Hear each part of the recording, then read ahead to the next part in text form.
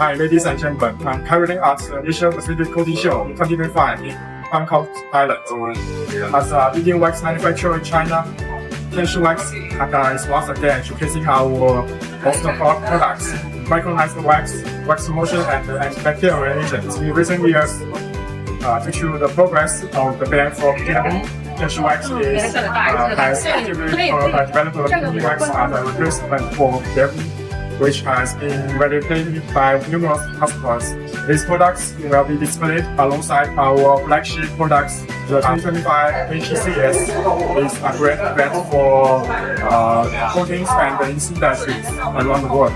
We are attracting various manufacturers and traders from different countries. I hope all of us can share our experience